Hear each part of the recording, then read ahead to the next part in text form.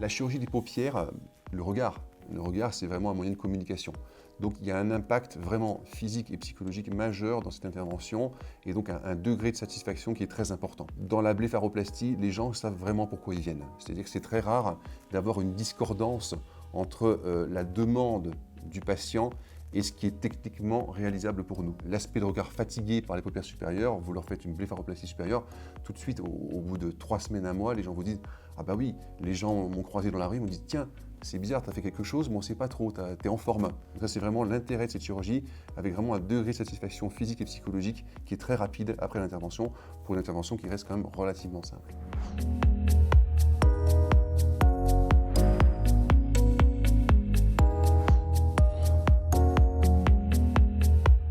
La consultation préopératoire en chirurgie esthétique est absolument indispensable.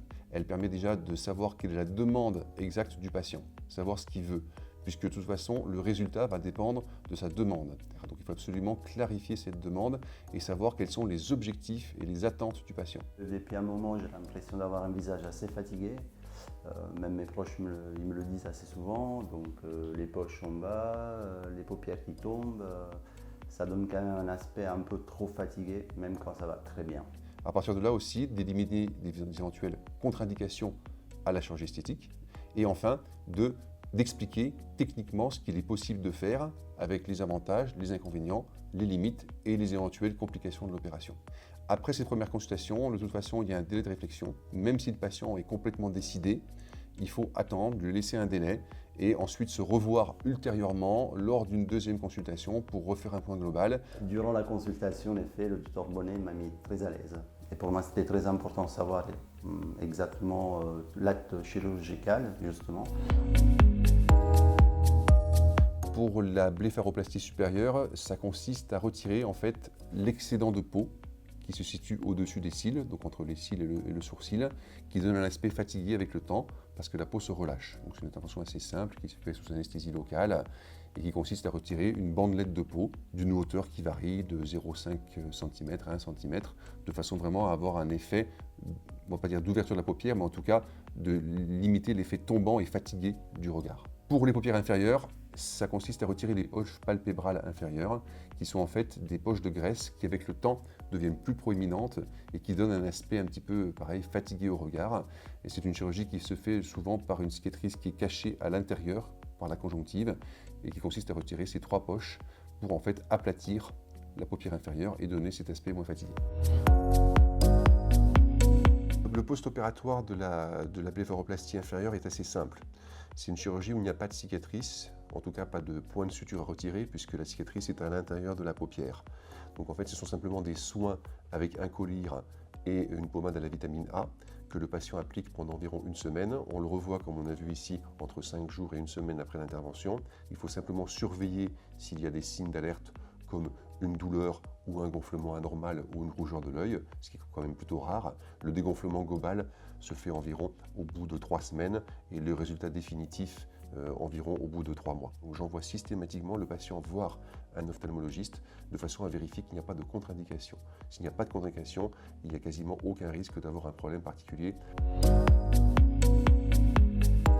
Cette consultation on va dire des 3 mois, à partir de 3 mois post-opératoire est importante. Comme vous l'avez vu, on a vu le patient donc dans les 10 à 15 jours, dans les semaines qui suivaient l'opération, afin de suivre l'évolution normale et vérifier qu'il n'y a pas de complications. Et ensuite, un suivi à distance. Donc à distance, en général, à partir de 3 mois est nécessaire, pour la simple et bonne raison qu'il faut évaluer le résultat.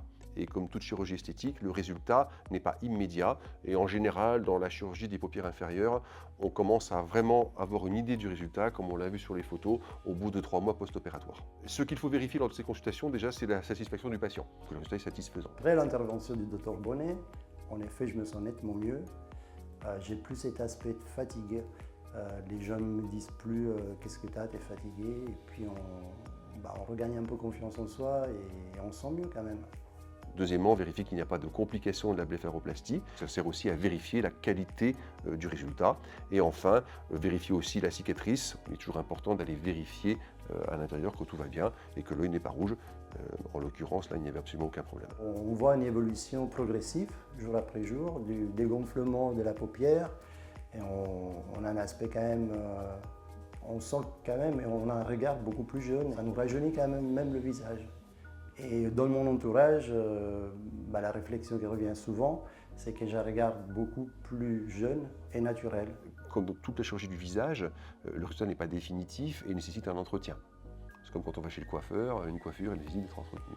Donc on peut, en l'occurrence, dans le cas présent, proposer au patient ou à la patiente des injections complémentaires pour traiter soit la peau de la paupière, vraiment de la paupière ici pour l'hydrater ou faire des techniques de peeling pour améliorer la qualité de la peau dans les années à venir, mais également traiter la zone de la pommette, la zone malaire, qui est une zone en fait qui a un impact sur le regard, puisque les modifications de volume de cette zone avec le temps provoquent un impact sur le regard et fatiguent le regard. Donc le fait de faire des injections dans cette zone-là, pour redonner des volumes et un petit peu de consistance, sans trop gonfler, mais donner un petit peu de consistance, va forcément être complémentaire et améliorer encore le résultat esthétique de la blépharoplastie. J'ai trouvé l'accompagnement du Dr Bonnet en pleine confiance. Il a su me mettre bien à l'aise et surtout, je me suis senti en pleine sécurité du début à la fin.